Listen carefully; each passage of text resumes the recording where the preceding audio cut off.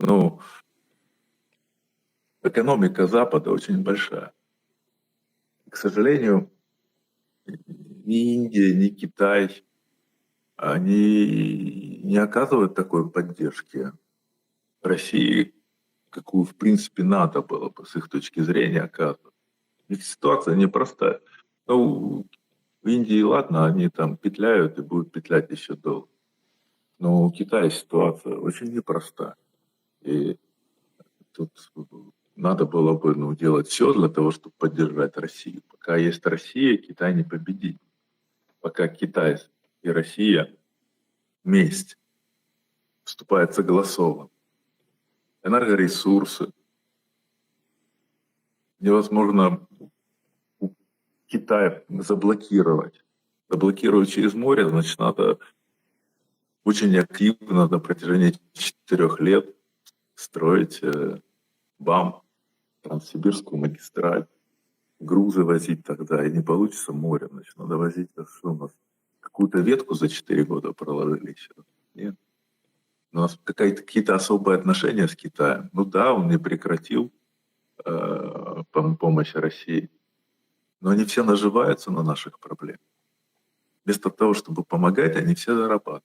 И Китай, и Индия, ну, если это не братские отношения.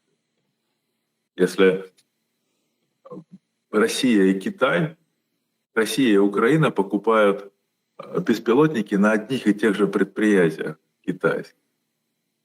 И они там добились филигранной точности, когда приезжает наша делегация, чтобы она не пересеклась с украинской делегацией, чтобы не отгрузки и все остальное, да, чтобы это вот было. Да, пока я считаю, что вряд ли мы сейчас договоримся. Но а если договоримся с Соединенными Штатами? А если поставят такие условия, если нарисуют такие пряники, да, которые... Ну, и что тогда Китай? Китаю будет очень сложная ситуация. Очень сложно. Ну так надо же как-то... Любовь... Любовь — это улица с двухсторонним движением. Ты мне, я тебе. Вот для того, чтобы захватить Гренландию, какую-то военную операцию проводить, надо было разрешение Конгресса. Для того, чтобы купить Гренландию, надо было решение Конгресса о выделении денег. А у него значительная часть республиканцев была против каких-то манипуляций с Гренландией, и все демократы.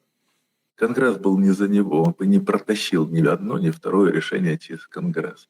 Больше того, начали угрожать ему импичментом. Он сдал назад. Сдал назад в Миннесоте. Да, мы знаем эту ситуацию, когда там раз агенты, которые борются с миграцией, застрелили женщину, потом застрелили мужчину. Причем уже последние фотографии говорили о том, что у него в руке был пистолет, а у него в руке видно, очевидно, что там телефон. Поэтому начались волнения, и рейтинг Трампа упал до 30 с лишним процентов на всех этих событиях. И он там тоже сдал назад, начал выводить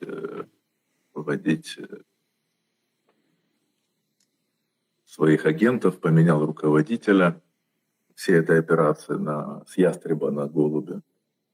И в Миннесоте он тоже сдает назад. Мы видим, что основная проблема Трампа внутри Соединенных Штатов. Вот сейчас у него, судя по всему, его будут сейчас загонять. И события будут развиваться быстро. Может быть, ради того, чтобы сбить сбить ту волну, которая против него сейчас поднимается, возможно, он развернет операцию в Иране. И еще отсрочит на некоторое время, переключит внимание с Гренландии, с Миннесоты на Иран.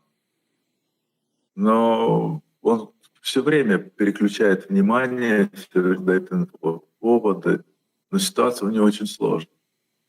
И чем дальше будет идти время, и чем ближе он будет приближаться к промежуточным выборам в Конгресс осень, тем хуже будет ситуация. А Зеленский, ну, я не знаю, что нужно для того, чтобы он поменял свою точку зрения. В парламенте, в Верховной Раде мнение меняется. И у населения меняется.